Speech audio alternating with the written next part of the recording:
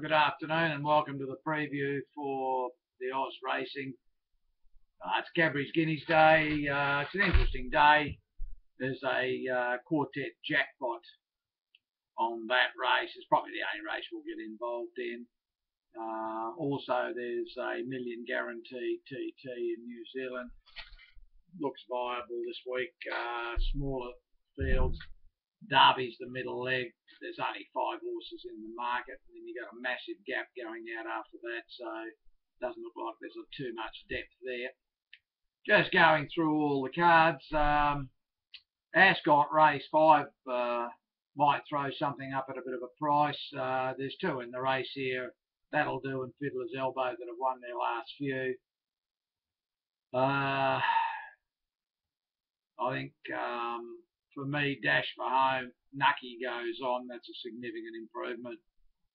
The big problem with this horse is its racing pattern. If they could ever get it out of the gates and settle a bit closer, it's probably going to give them a decent run for their money. From barrier 11, they won't have any option. They'll go back. But at 20, 25 to 1, I'd rather take my chances with it to swamp them late. It's been running on behind these horses the last couple of runs. Its last run was very good. It can win. Pure Glamour is probably going to give them something to chase at 5 or 6 to 1 for me. Is probably rock bottom price. Thunder Lovin's the other one. The only problem, of course, is the jock. That's the only reason this horse is 10 or 12 to 1 is because of that. But for me, Ascot race 5, number 6, Dash for Home on the each way basis. Never know, it might be another prisoner of war like we found last week. So good luck with it.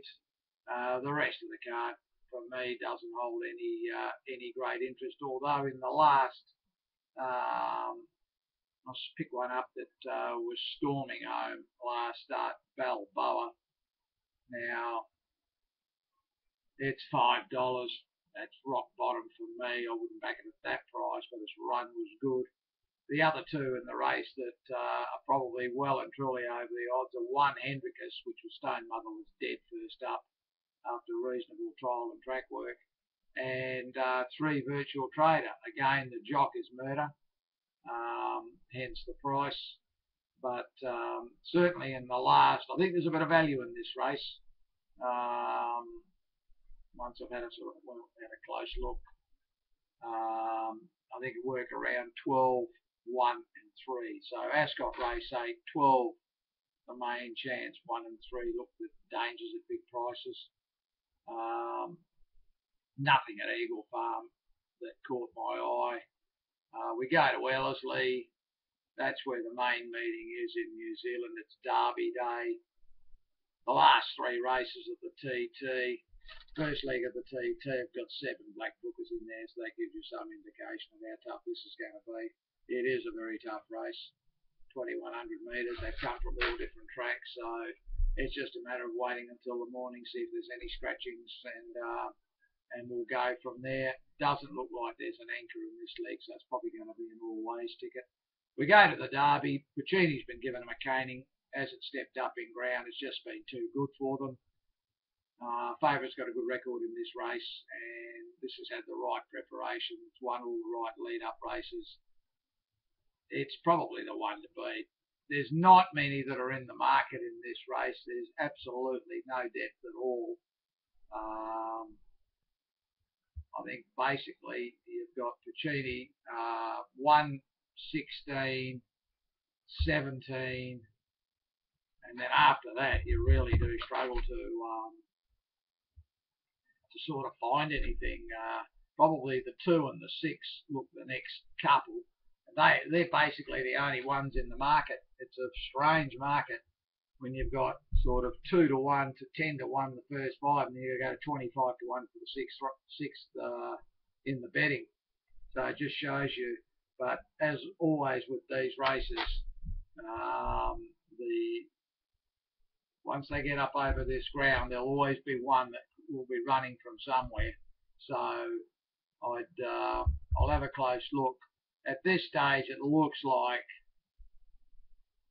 there's 5, really only 5 winning chances, and probably I'll fill the placings as well, but we'll have a close look.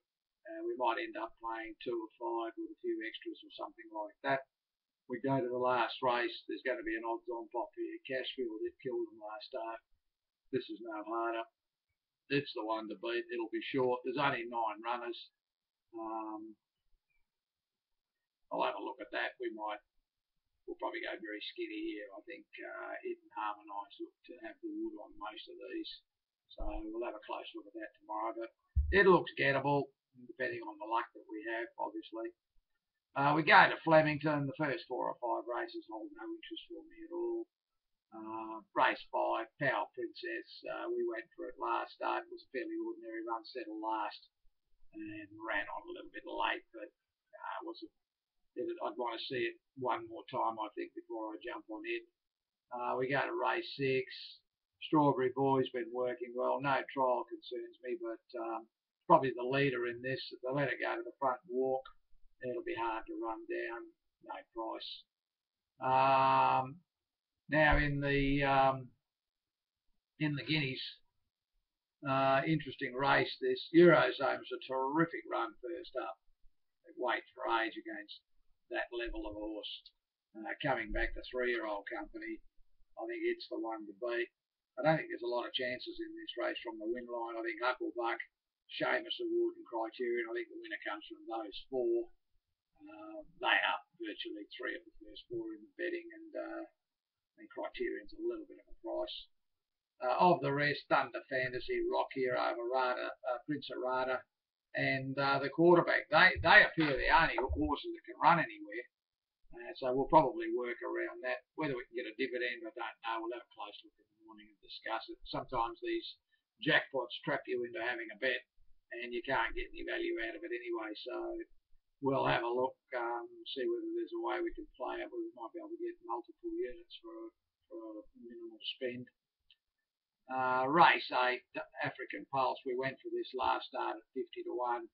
He went to the wrong side of the track, had no hope there at all. I'm prepared to give it one more chance. Brilliant Bisque was a terrific run at that level to lead them, and it didn't finish that far away. It'll probably lead these. I think there might be a bit of value there in that race around these 2 horses. It's an interesting one. Flemington race 8. Number 3, African Pulse at around 8 or 10 to 1. Yeah, that's probably its right price against this level of horse. And the 10, Brilliant Bisque, it's around the same price. So got to it around 10 to 1. I think that's a fair bet in a race like this. The 5's an interesting runner coming over from Adelaide. He's given 2 very, very easy trials. I wouldn't be surprised to see this one knock it out. High order horse, this. Not very sound, that's the problem. Might be a bit of value in Flemington race 8 around 3, 5 and 10. Don't like race 9 at all. Smallish field. We went for Desert Journey last start, sat on the speed, didn't do a great deal. It was a disappointing effort. It's around 5 or 6 to 1. That for me is under the odds that I would want to be backing this at that price. But if you're desperate for a punt, you could find worse than to back it. The other New Zealand meetings at Hastings, don't think much of the meeting. Didn't find anything there. Morphettville's the usual rubbish. We go to Sydney. They've served up a couple of races towards the end of the card that aren't bad, but there's just far too many first uppers.